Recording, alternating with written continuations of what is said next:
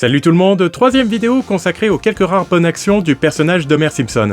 Je vous invite à jeter un coup d'œil à la playlist dont le lien est dans la description pour y voir les vidéos précédemment faites sur le même sujet. Sinon, voici 5 autres bonnes actions d'Homer Simpson, et vous allez voir, j'ai gardé le meilleur pour la fin. Allez, c'est parti. Numéro 11, venger sa fille et punir les gens méchants. Comme on l'a déjà vu, Homer adore ses enfants, même s'il est grossier et négligent. Quand le Texan se montre odieux envers Lisa en dénigrant la présentation de son plat lors d'un concours culinaire, cette table est aussi bancale que le projet que tu as conçu. pour Homer, pas question de laisser l'odieux personnage s'en tirer.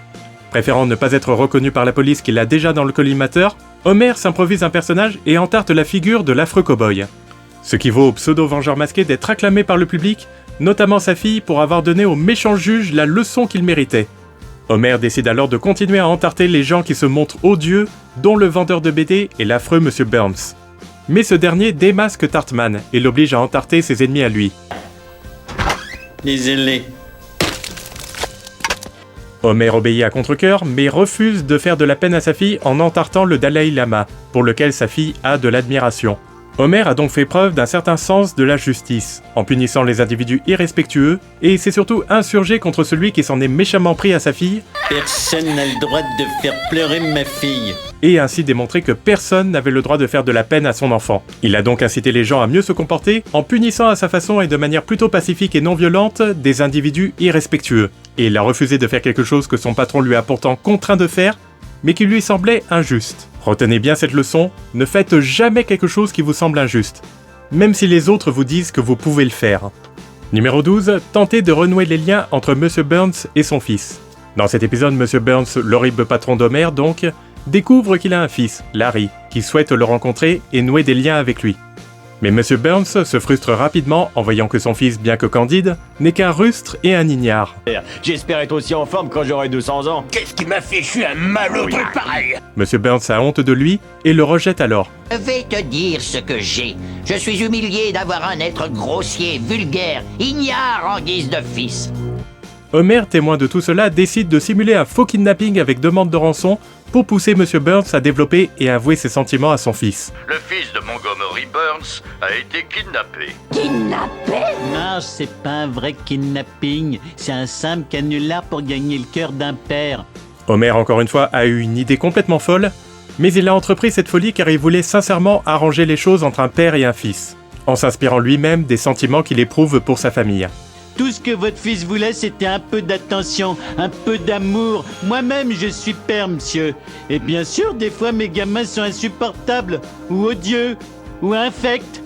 Mais ils savent qu'ils peuvent compter sur une chose, l'amour inconditionnel de leur papa. Il fait une déclaration maladroite où il insulte carrément ses enfants devant tout le monde, tout en avouant qu'il les aime très fort malgré tout.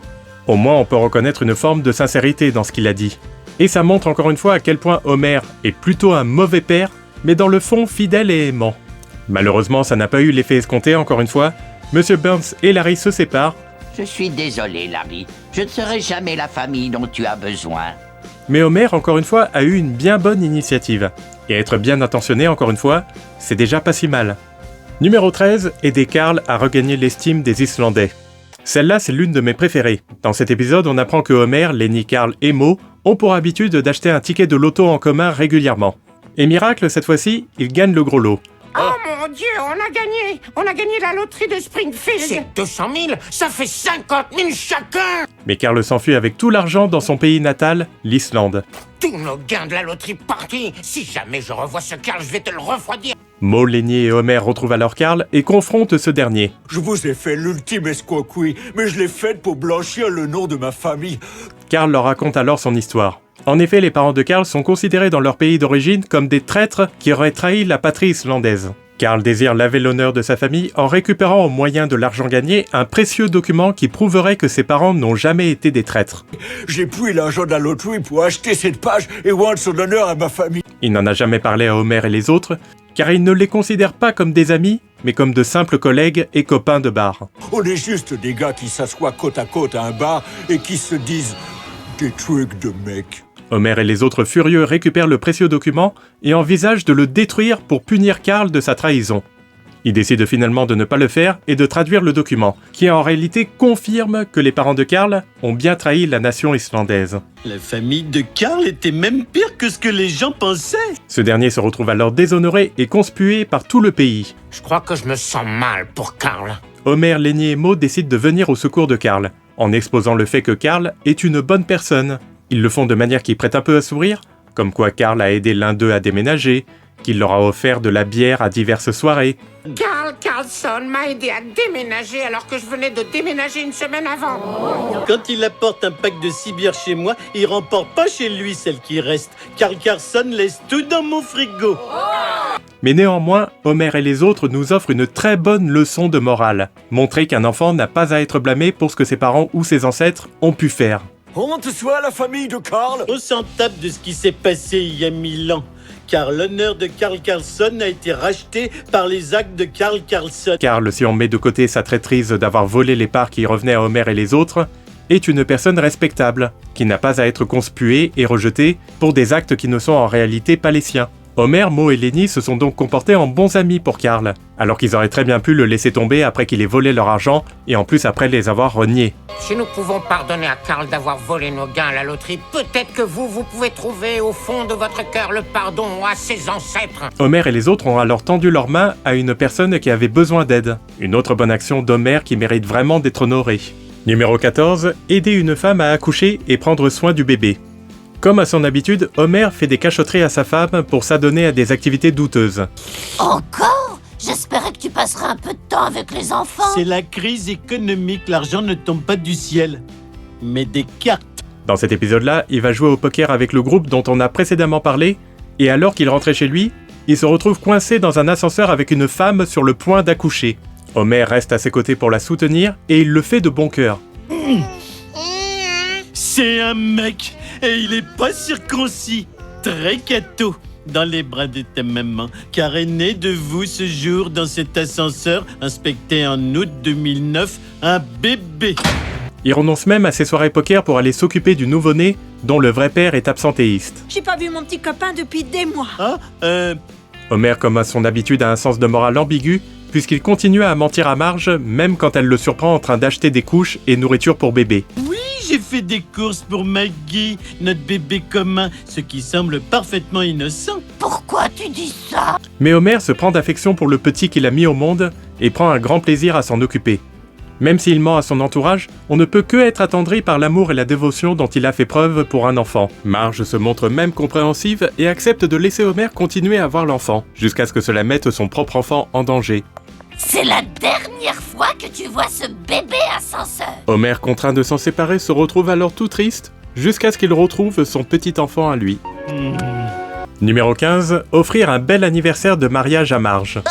Je t'ai bien eu. Espèce de sale pitié. On l'a dit, Homer est indélicat et négligent, mais dans le fond, il adore sa femme et ses enfants. Dans un flashback, on le voit offrir une folle et romantique virée à sa femme dans un centre commercial pour leur premier anniversaire de mariage. Avec notamment une balade dans un petit train mignon où Homer promet que chaque anniversaire sera plus beau que le précédent. Et je te promets que chaque anniversaire sera meilleur et encore meilleur. Non. De retour au présent, Homer réalise qu'il est loin d'avoir tenu sa promesse. Mais en fait, nos anniversaires n'ont jamais été meilleurs que le premier dans ce train. Et décide de restaurer le petit train romantique et d'en faire la surprise à Marge. Monsieur, il me faut ce train. Emmenez-le, il est à vous.